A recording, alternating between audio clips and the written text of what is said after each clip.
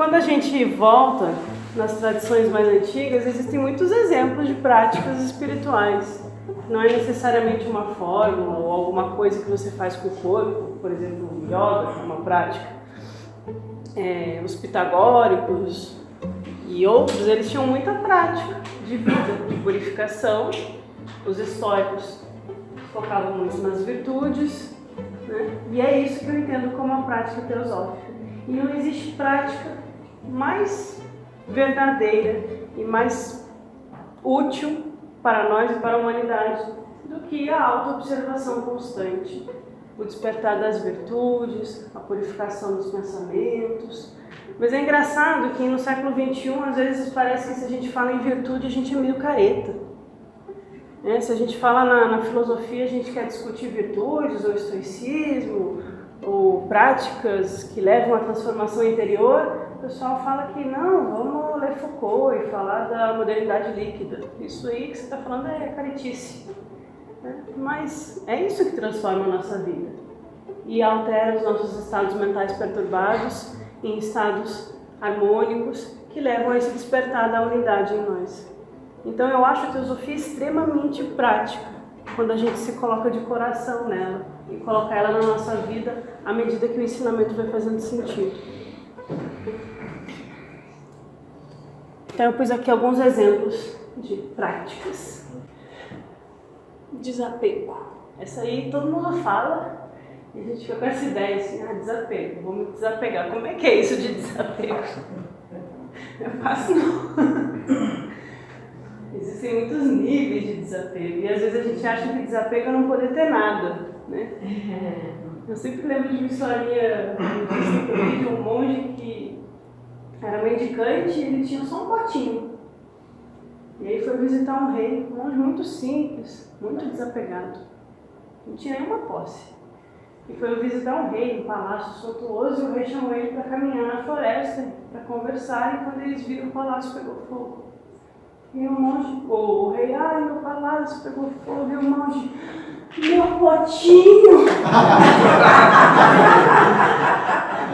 O desapego não é não ter coisas, é a gente mentalmente não estar dependente da nossa felicidade nas coisas que a gente possui. É a gente não achar que ao adquirir coisas a gente vai ficar mais feliz, porque novamente a insatisfação não tem fim.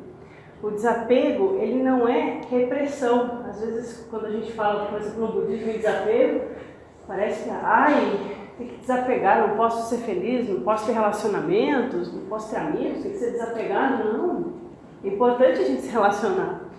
O desapego, ele surge naturalmente à medida que a gente vai perdendo interesse nas coisas que não trazem real transformação interior, não trazem real felicidade.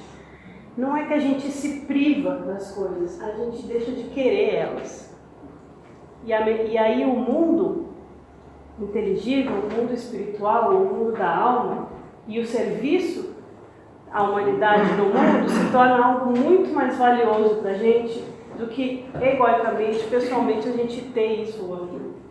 Então é legal a gente cultivar essa atitude de desapego como um exercício de autoobservação, não como um exercício de repressão ou de privação. As virtudes, né? Fala das virtudes. A gente tem várias listinhas de virtudes, né? Cada tradição faz uma listinha diferente. Na Voz do Silêncio a gente tem a generosidade, a harmonia nas palavras e na ação, a energia entusiástica, coloca o coração, o fogo da alma naquilo que, né, a perseverança entusiástica, vira, a temperança, a paciência. No meio tem lagarto, é que o desapego eu pulei. Mas cada tradição espiritual vai botar a sua listinha. Não é pra gente ficar decorando assim, decorar as virtudes, é pra gente no dia a dia perceber os nossos estados emocionais e saber que existe uma virtude correspondente contrária que elimina eles, os perturbados. Na acupuntura, isso para mim é totalmente real. A acupuntura trabalha com a ideia de 5 elementos e cada elemento tem uma emoção relacionada. Por exemplo, a emoção do elemento madeira, que tem a ver com o meridiano do fígado, é a raiva, a agressividade, o rancor e o ressentimento. Mas a mesma energia que causa essa atitude negativa, ela pode ser transmutada em força de ação, em estabelecimento de limites, em capacidade de engajamento no mundo, de fazer as coisas acontecerem, porque é a mesma energia. E isso a gente vai encontrar nas tradições espirituais, nos cabalistas, nos gnósticos, nos alquimistas e no budismo também. O budismo vai falar que para cada defeito, a gente não tem que combater os nossos vícios, os nossos defeitos, a gente tem que fazer o antídoto. Então, se você está com raiva, você pratica a paciência e o amor. Você não fica com raiva de estar com raiva. Não adianta brigar. Então, é só uma lembrança para a gente, todo dia, acordar e pensar nas virtudes, fazer uma listinha, tirar uma cartinha de tarô. Meu pai tinha umas cartinhas que cada dia eu abria uma e tinha uma virtude escrita. Aí eu tinha que pensar nela naquele dia. É um exercício muito legal e muito prático de teosofia. Lá é só uma imagem, um quarto escuro, a sombra. Para que a gente ilumine, acender a lâmpada, né? E não adianta brigar com a sombra. Pegar a sombra e pegar um balde e começar a tirar a sombra. Verdade, boa imagem. Meditação, silêncio da mente inferior. Eu acho que falta meditação pra gente no cotidiano. Porque todo mundo fala que é legal meditar, mas quantos de nós meditamos, né? Todos os dias. Tem que ser todos os dias para fazer efeito. E a gente tem que acreditar no benefício da meditação. Sem meditação não existe silenciamento da mente inferior. A gente precisa silenciar esses estados mentais. No dia a dia, com plena atenção, mas também em momentos de silêncio, porque nesses momentos que o corpo repousa, que a gente fecha as portas do sentido, que a voz do silêncio pode falar dentro de nós. Que a luz de Atma pode tentar resplandecer dentro de nós. É preciso cessar aquilo que perturba. O que é Nirvana? Nir, Avarana. Avarana é os movimentos perturbados da mente. À medida que a gente cessa, a luz pode brilhar. Mas enquanto esse eu tagarelante fica o tempo todo ocupado com as coisas do mundo, nos ocupando emocionalmente, energeticamente com coisas de menor importância, a alma fica em silêncio, escondida dentro de nós, esperando a chance dela. Então a meditação é um exercício de se abrir para o mundo espiritual, que está dentro de nós. Olha só, falou que o Nir é não? Nir é não. É um negativo. Atitudes altruístas, obviamente isso tem que ser colocado em prática no mundo, né? Não adianta a gente ficar falando de atitude altruísta e deixa a sua moça para ou morar com a mãe e deixar ela fazer tudo e a gente ficar lá tendo atitude altruísta. Não, tem que ser prático na vida também. Um bom teósofo, ele enxerga o outro. Ele percebe que ele é interdependente e que ele tem que colaborar para que todos estejam bem, para que ele fique bem também, né?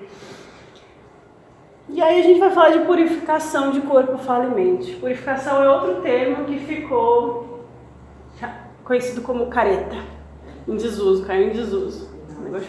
Uma vez eu vi uma coach astróloga falando que não acredita nesse negócio de purificação. Ela acha feio a gente falar em se purificar. Porque purificar, você está dizendo que tem algo que precisa ser purificado. Então você está dizendo que a gente é sujo. E ela ficou tão incomodada com isso que ela fez um vídeo para explicar como a purificação não faz sentido. Porque ela não é suja, né? Nenhum de nós tem problemas internos, nenhum de nós tem perturbações, nenhum de nós tem vício. Estamos todos iluminados. Os instrutores espirituais, no mundo antigo e moderno também, os mestres, tinham práticas que envolviam desde a purificação física até a gente observar a fala e mente, né? Mas eles falavam de purificação física. Por exemplo, no budismo existem práticas que você faz enquanto você toma banho. Enquanto você deixa a água cair, você usa o poder da sua mente, cria seu magnetismo e deixa que as atitudes ruins sejam lavadas junto com a água. Você tá... Sim, o ocultismo prático está cheio de dicas práticas.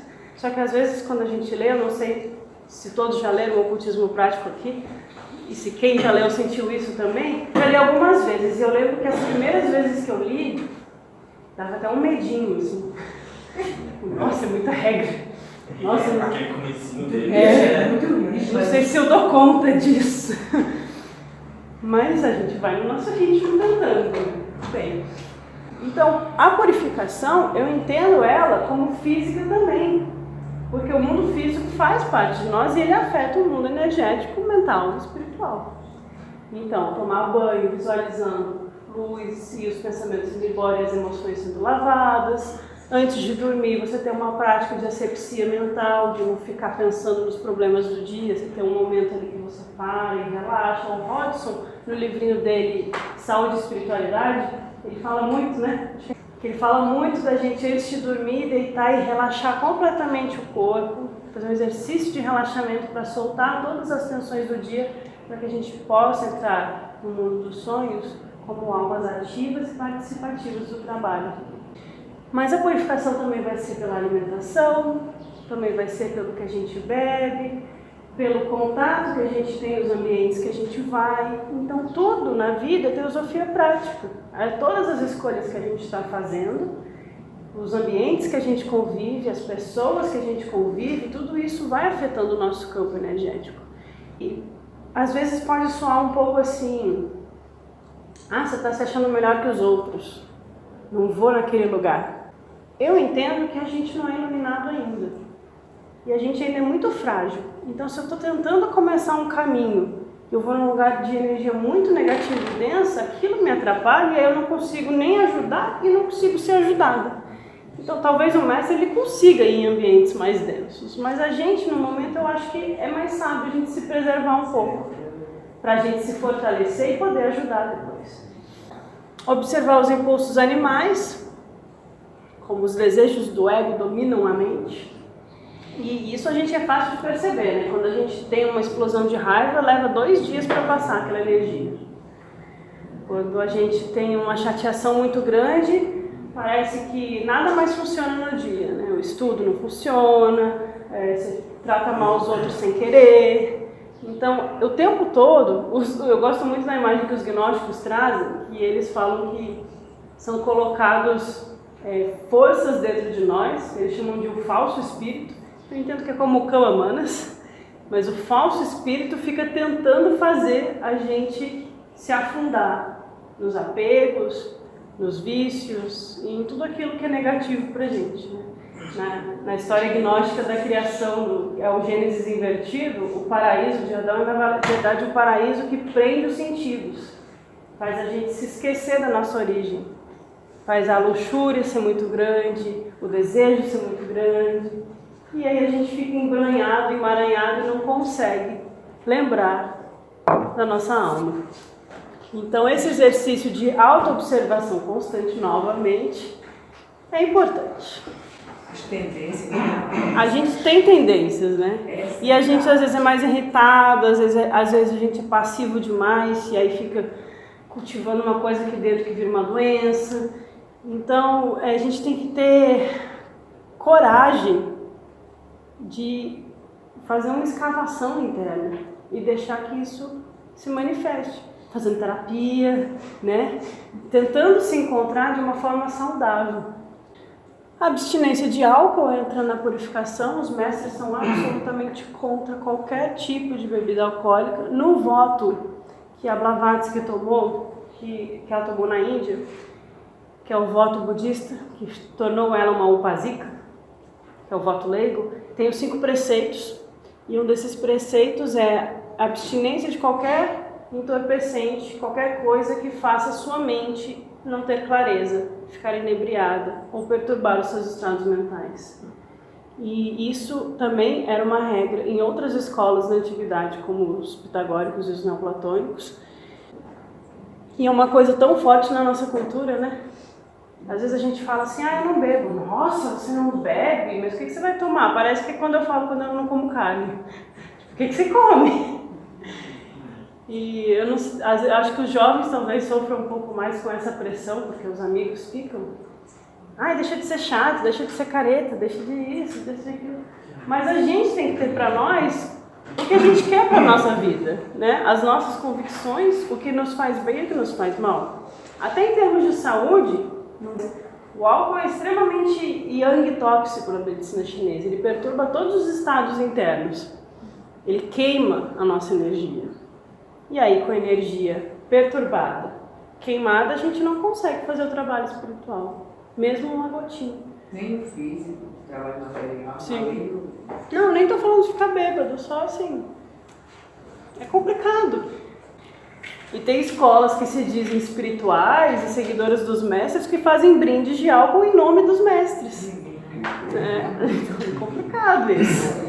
A gente tem que isso, saber essas coisas, não é para discriminar ninguém, mas a gente saber como é as regras e como é que os mestres agem, a gente consegue ver o que realmente está representando eles e o que não está, onde eles estão e onde eles não estão. É um exercício de discernimento também. Vegetarianismo, refinamento mental. Que é aquela ideia de, o livro é só intelectual. Vocês lembram? Tem o quaternário inferior e o ternário superior, né? A mente, ela... Às vezes a gente fala, tem uma ênfase assim, de... Você lê muito, você está pensando muito.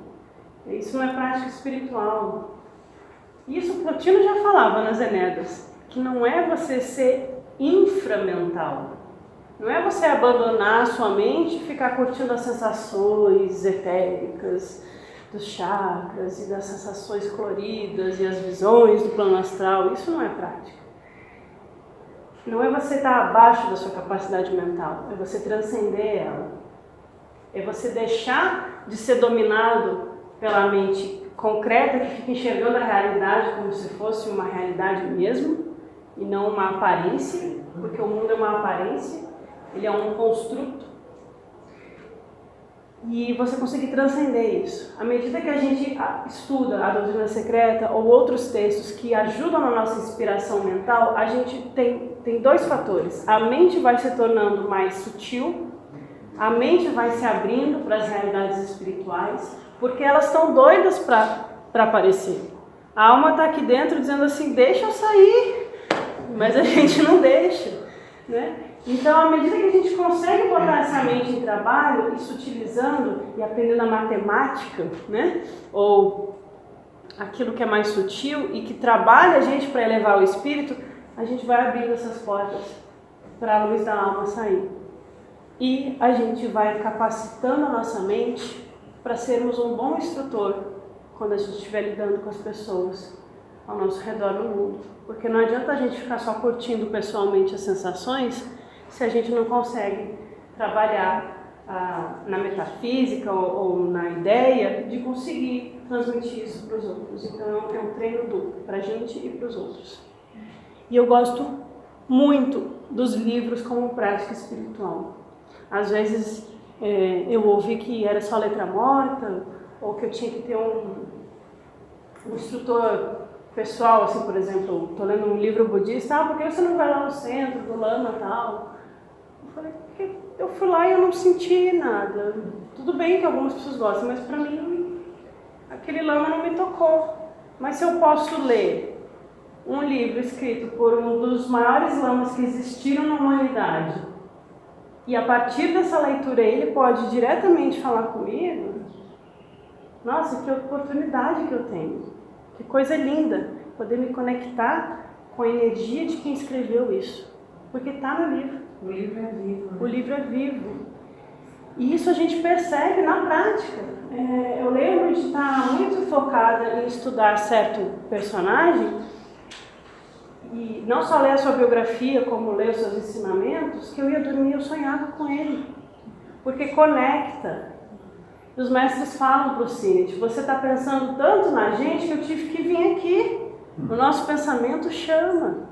Então a gente tem que cuidar também do que a gente pensa, porque se a gente chama demais, eles respondem. E se eles respondem, a gente vai ter que dar uma resposta para eles também.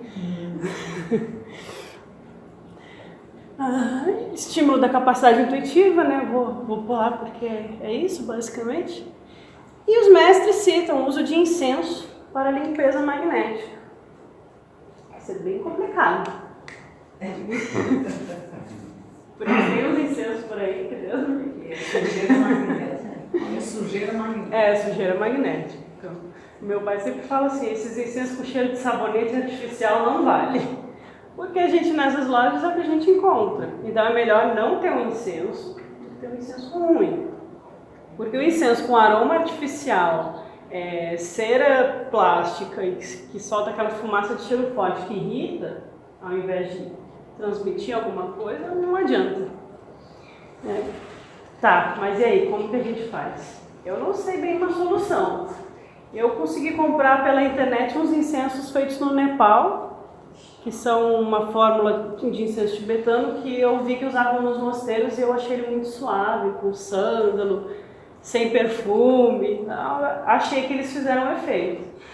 Mas é preferível não usar do que usar um ruim. É isso que eu queria dizer. Tem incenso japonês aqui, que é uma varetinha. Aquele pretinho é bem suave, aquele verdinho. Não tem cheiro de nada. Aquele eu acho legal. Não irrita. Aquele é bom. Eu Por acho quê? que tem uns cancerígenos também. Né? Tem, esses comerciais a maioria. Então, quando a gente fala de limpeza magnética, isso é uma coisa real, ela é palpável. O mundo sutil, ele é físico, só que é um físico sutil. Então, a limpeza magnética é proporcionada por um incenso, por uma música. Por isso, a nossa necessidade de sempre observar o que a gente está escolhendo colocar dentro de nós. Não é só a comida, não é só não comer carne. É o que a gente escuta, a notícia que a gente lê, é o que a gente se alimenta emocionalmente e mentalmente todos os dias. É o livro que a gente lê. Quantas vezes, eu estou só lembrando das coisas que me falam, mas quantas vezes me falam, eu estou lendo isso aqui, mas dá para tirar algo de bom de tudo. É só ver o lado bom. Sempre tem algum ensinamento. Tem. Mas a vida é curta.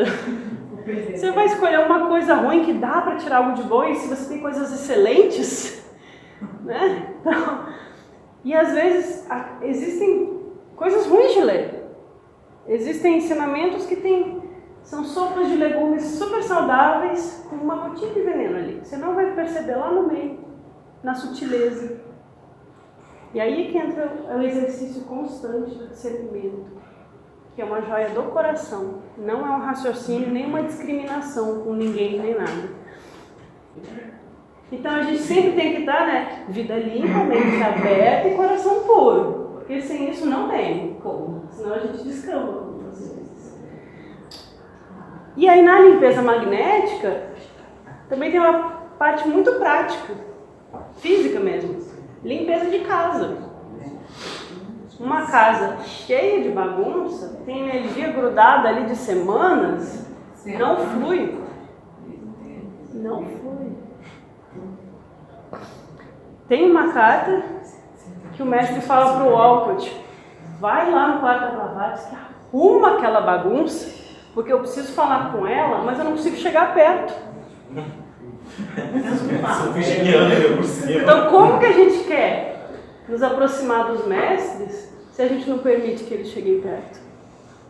Se a gente não cria um ambiente favorável, descontaminado energeticamente?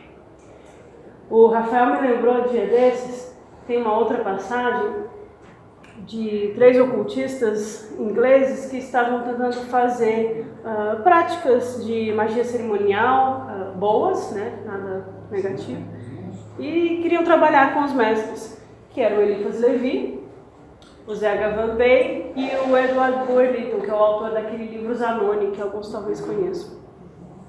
Ele tem ligação com os Rosacruzes. E aí o mestre fala, eu tentei ir lá inspirar eles algumas vezes, mas na pestilenta atmosfera de Londres não foi possível. Então a gente que mora em cidade, a gente tem que criar na nossa casa um templo para proteger da pestilenta atmosfera, porque somos interdependentes, então o que os outros estão fazendo vai chegando em nós também. Um condomínio, então? Não. Morar perto de um matador, numa casa que Impossível. carne. Não tem centro espiritual perto de um matador. É que é? Matador.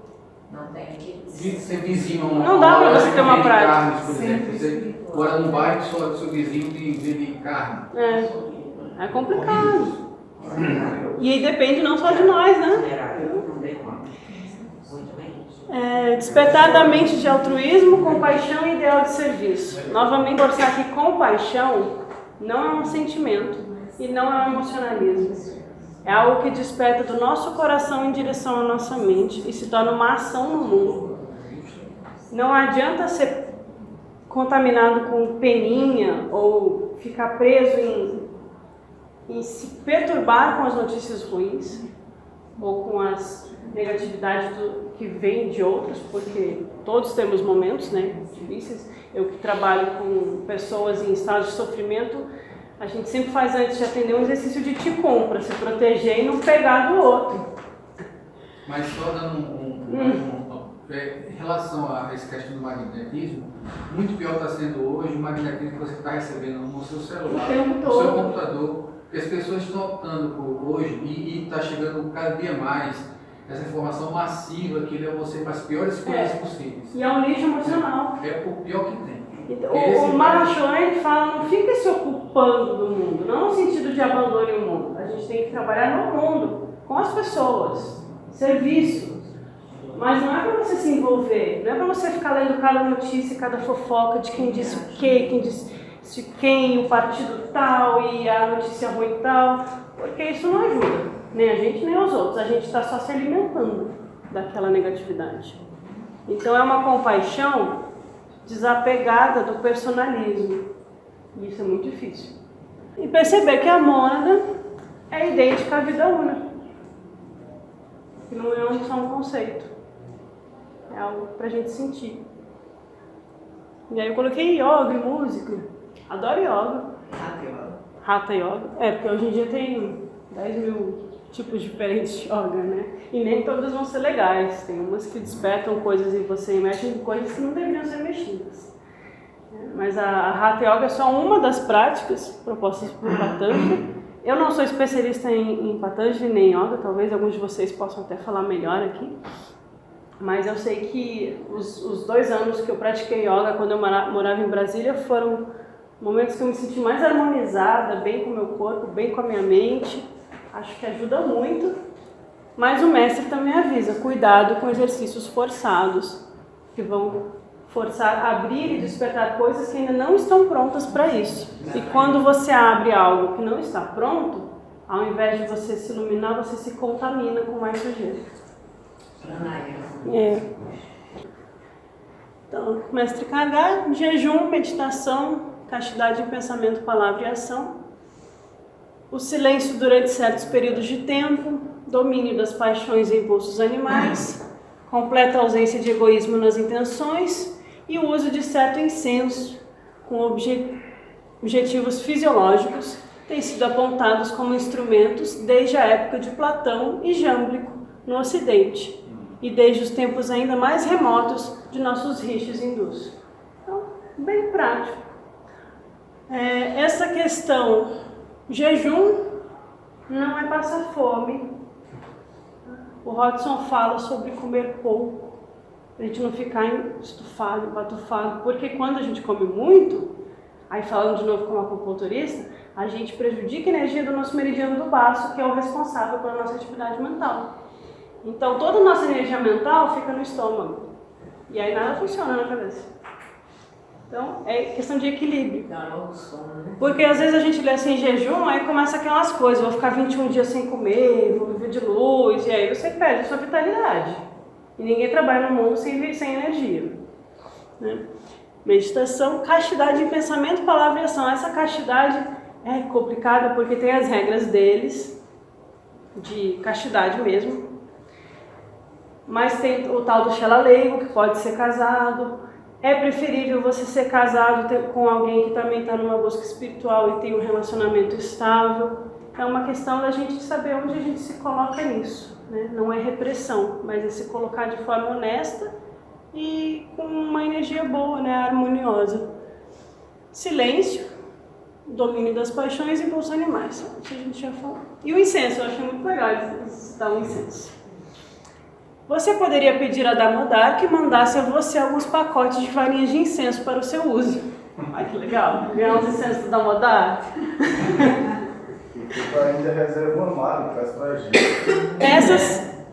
vão ajudar, tá errado ali, vão ajudar, mas o melhor de todos os meios para afastar hóspedes indesejados desse tipo é ter uma vida pura em ações e pensamentos. Então também não adianta a gente encher a nossa casa de cristal, ametista, acender incenso, botar música clássica, se a gente internamente está com a cabeça ruim, sentimentos ruins, né?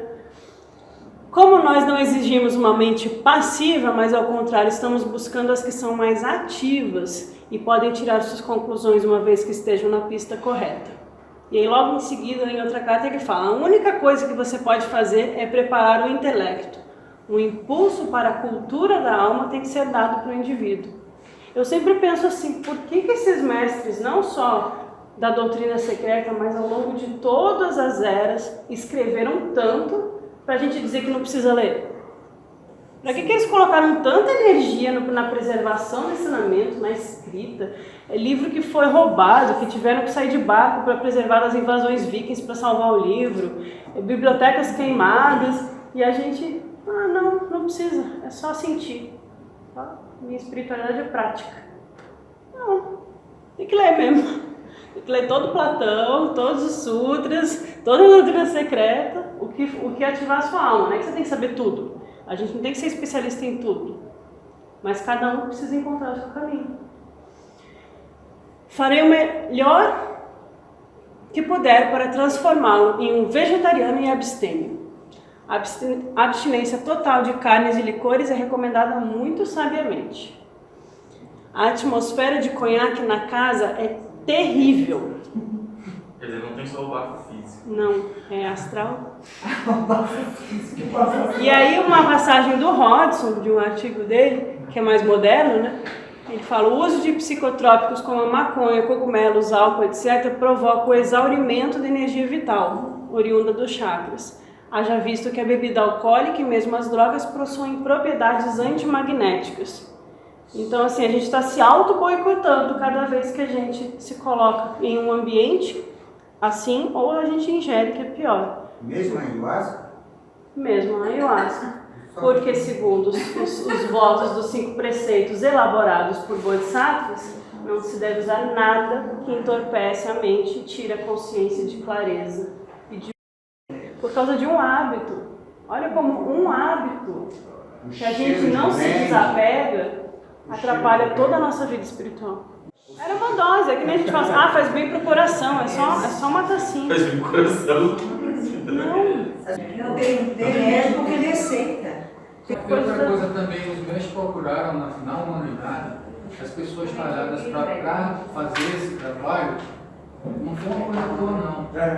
Então, ter encontrado Blavatsky e Walcott com as qualidades necessárias para isso, não pede que eles fossem perfeitos. Porque às vezes a gente acha que o iniciado ou a pessoa que está no caminho espiritual, ela tem que ser perfeita, ela tem que falar namastê, ela tem que ser boazinha, né? Que ela não pode perder a paciência de vez em quando, que ela não tem defeitos de vez em quando. Na verdade é o contrário. Porra do bonzinho, viu? Rapidinho, na verdade é o contrário. A gente tem muita coisa guardada e a gente não sabe quantas tendências, quantos sanskaras, quantos germes a gente gerou em todas as nossas vidas passadas e estão aqui só esperando para sair da caixinha de Pandora. Quando você coloca o pé na senda, você coloca uma energia tão forte de você que é como se você ligasse o interruptor. E aí sai tudo, o bom e o ruim.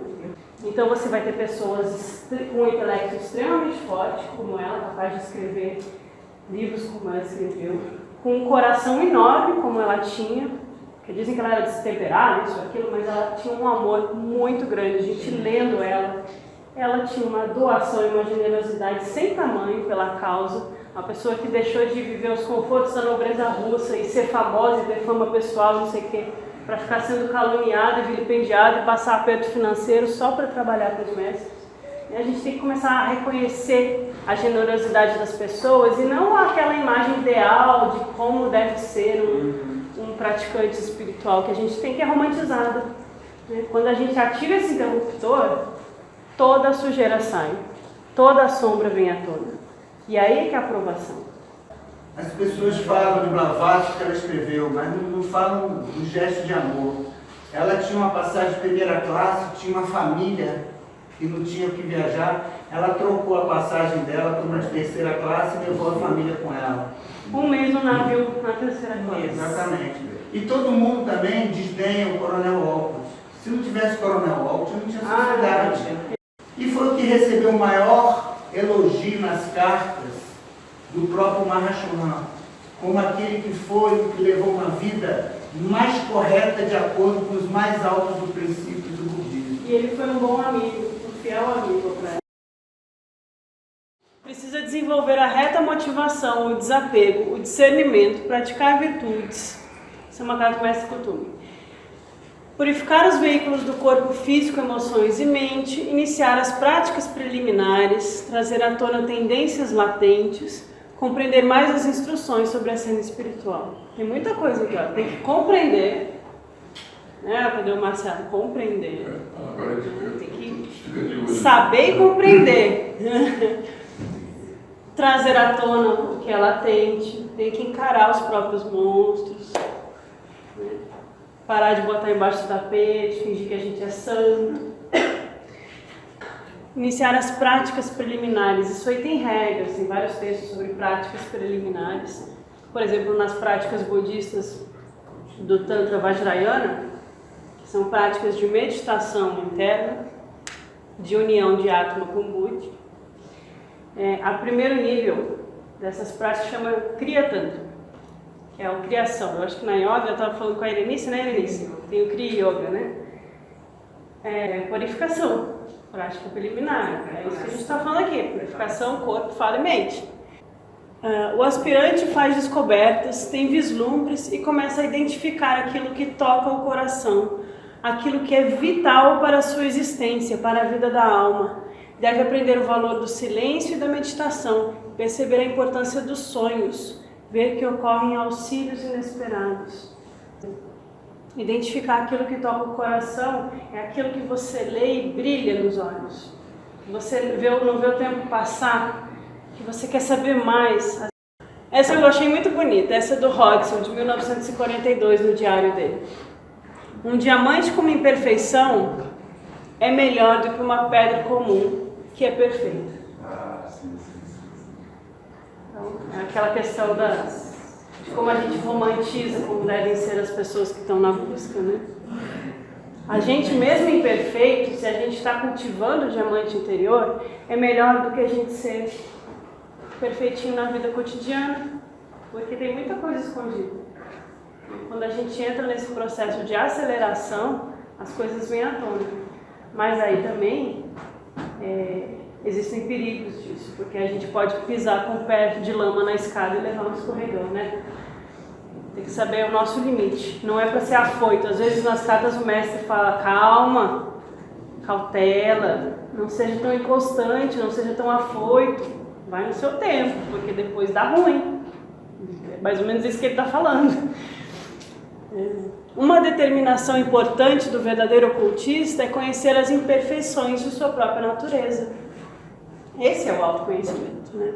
É muito melhor sucumbir derrotado e fracassado diante do mundo, mas com suas falhas reveladas e reconhecidas, do que morrer em meio ao reconhecimento público, cheio de aplausos, iludido e cego de suas próprias imperfeições.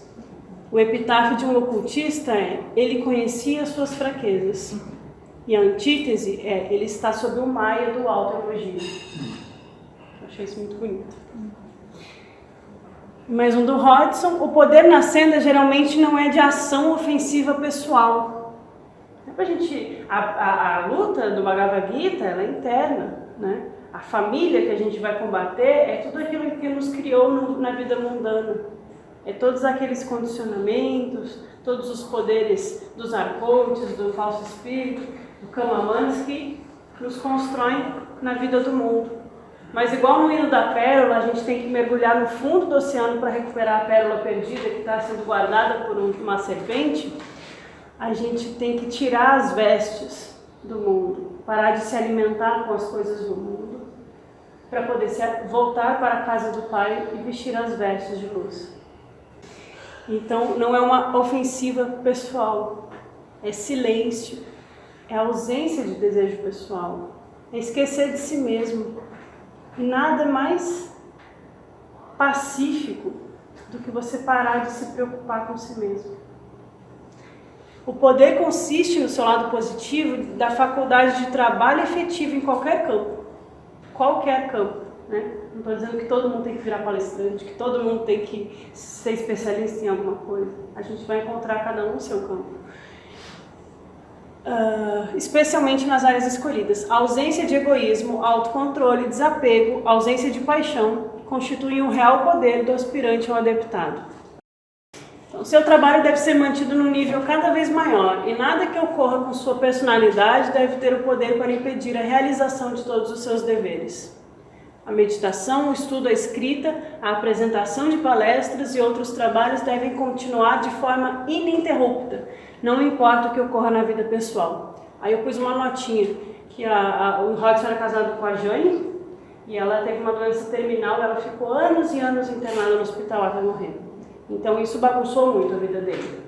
Mas o mestre fala, não importa o que acontece na sua vida pessoal, você não pode esquecer do seu trabalho espiritual, porque senão você não ajuda nem você nem ela. Você tem que ajudar ela, mas não deixe de trabalhar.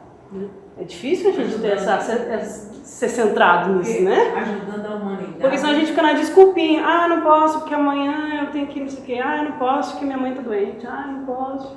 Aí a gente nunca faz. Se a gente entendesse que nós somos a humanidade, se ajuda ela, está ajudando. Sim.